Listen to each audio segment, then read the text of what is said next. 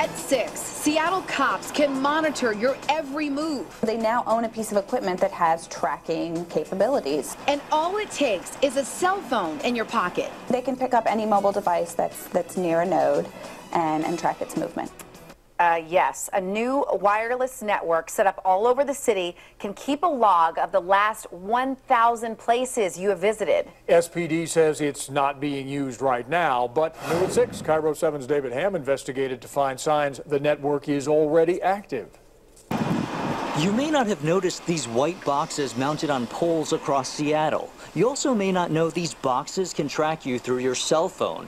Back in February, Seattle police announced it bought what's called a mesh network with $2.6 million of Homeland Security money. The network has 160 wireless access points that dedicates a wireless network for emergency responses. When we have large public gatherings, situations like in Boston, and something bad happens, the first thing we want to know is how are we using technology to capture that information. So here's how these wireless access points could be tracking you. If you go into your phone's Wi-Fi settings, you'll see these networks named after intersections. 3rd and Union, 4th and Pike, 4th and Union. These are all on the mesh network.